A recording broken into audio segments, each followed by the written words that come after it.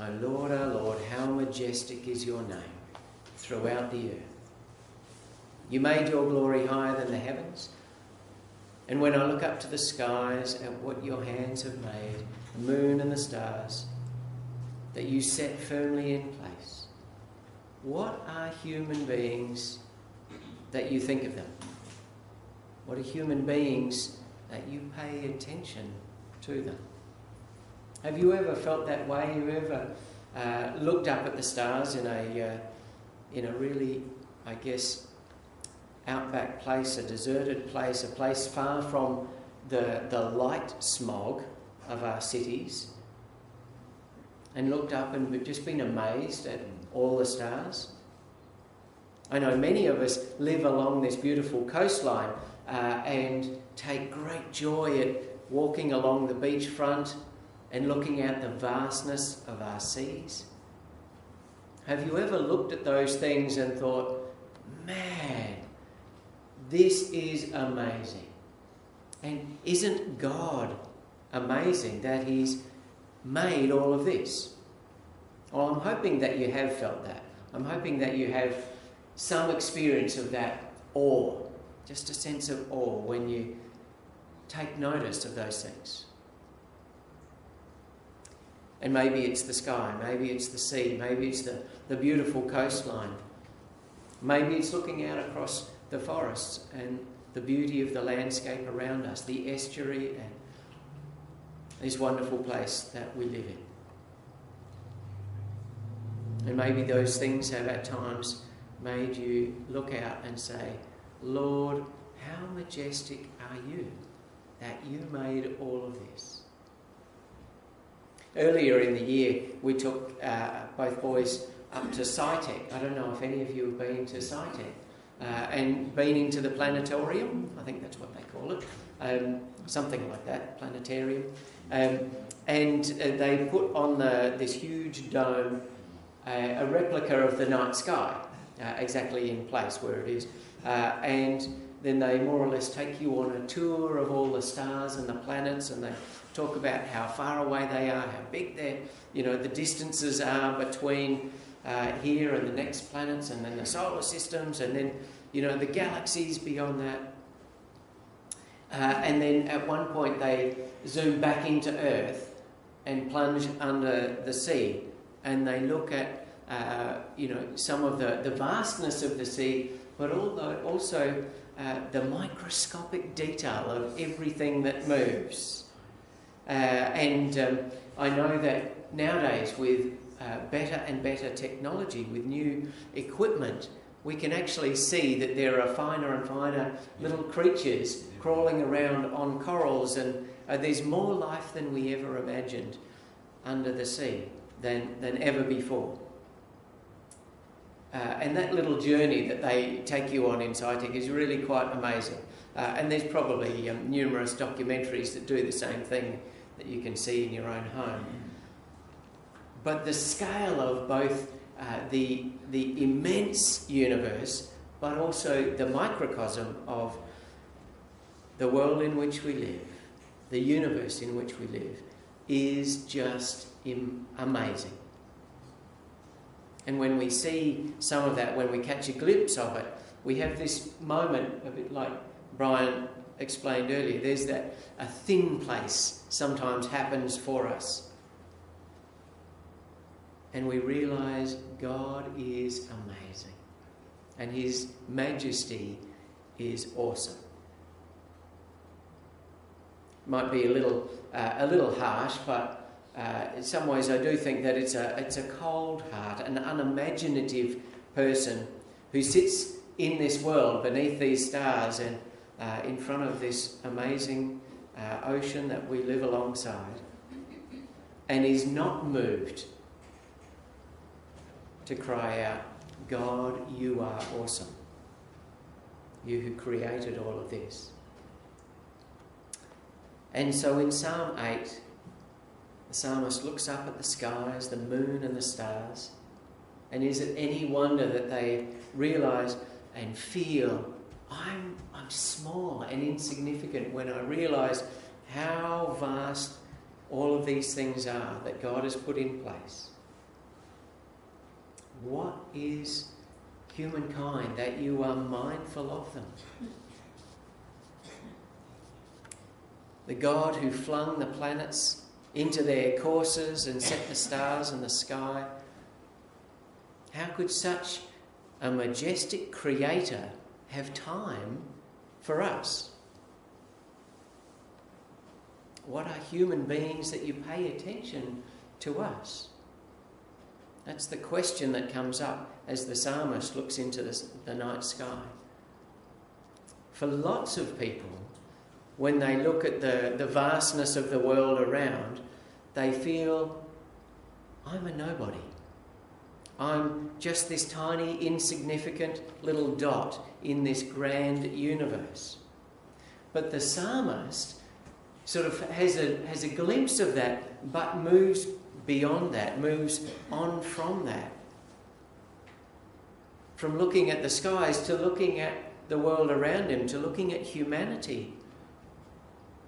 And is awestruck that God, who makes this amazing, huge, awesome world, universe, pays attention to humans and has time for humanity. He realised with the same sort of awe that God has not made us insignificant. He says, you've made human beings only slightly less divine, crowning them with glory and grandeur. Did you catch how different that is from, somebody who says, oh, wow, I'm just a tiny dot in this great universe? The psalmist goes on to realise, you have made us only slightly less divine than yourself and all of your glory. You have crowned us with glory and grandeur. You've let human beings rule over your handiwork, putting everything under their feet. And he says, all the sheep and all the cattle, which are, these domesticated animals that we control and use and we have reign over. But then he says, there are these wild animals too, and the birds of the sky that we don't have use of, we don't control, but in their freedom, they enrich our lives. And then he talks about the fish in the oceans going on their ways. That everything in the sea, way beyond our control, is there to enrich our lives also. The same God who sets the planets in their places and laid this vast panorama around us, that God has made you and me slightly less divine than his own glory. God has crowned us with glory and grandeur to rule over his handiwork. It's a funny concept that the psalmist is moved to reflect on and is awestruck by. We know as we think about our world, our rule, our dominion over this planet has both positive and negative outcomes. We can't deny that it's been not just good, but also negative. But here is the source of human dignity. This is the reason that Christians, following on from the Jewish people, believe that every single person is precious, that every single person is deserving of care and protection. It's not because every person is a good person deep down inside them. It's because every person is created in God's image. Every person has that part of them that reflects the divinity of God. Every person in some way is connected to God. And the creator of all of this reached down and made us, the psalmist says, almost like royalty. The same word that they use for dominion is to reign like a king would or a queen would. It's that sense of ownership and control over. now no one can treat another person as worthless or of no account, of no value. And so no one who worships God can then treat someone else as though they are scum, as though they are less than, if we really know who God is, if we really worship God who created all these things and created us in his image. But there's more. The psalmist doesn't stop there and just saying, well, isn't God's creation amazing and awesome and magnificent? And isn't it amazing that God has created us and given us honour and glory? But he goes on. Humanity is summoned and commissioned and called by God. He moves from praising God to the vocation of humanity, that we have this job to do, that we are to look after, to steward God's handiwork. God has put everything under our feet. The things that we can use and control and benefit us, but also all the other things that are there for our enrichment, for the beauty of this earth. God calls humanity to rule with him, alongside him, over the creatures of all the earth. The gentle and the domestic, as well as the wild and the amazing. The birds and the fish, and all the teeming life that we have. I was thinking how many of us have either a bird bath or a bird feeder in our yard somewhere at home. Those things take looking after. You have to fill up the water, you have to fill up the bird feeder, you have to clean away some of the stuff. And quite regularly. And we don't mind doing it because we just enjoy the colourful birds that come and fly in and then fly away again.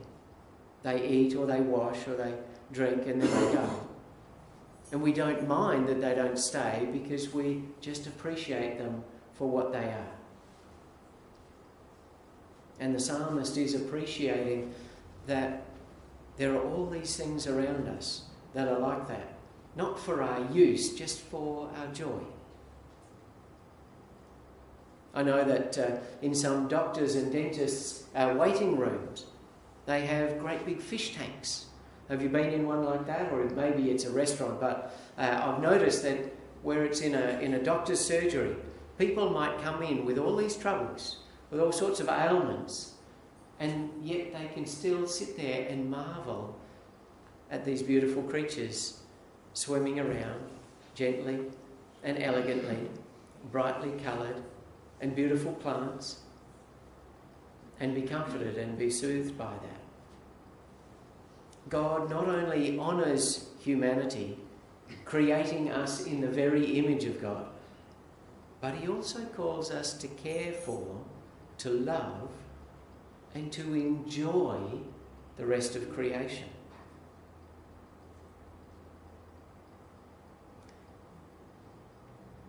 Brian introduced us to that notion of thin places. And it's because God has created us along with all of his creation. And when we really appreciate it, when we really take a moment just to sit and be, to acknowledge what God has done, we're touched by that majesty. And we connect closer with God. It's like a thin place happens for us when we become like the psalmist and are just awestruck by God's creation. We're moved to say, Lord, our Lord, how majestic is your name in all the earth.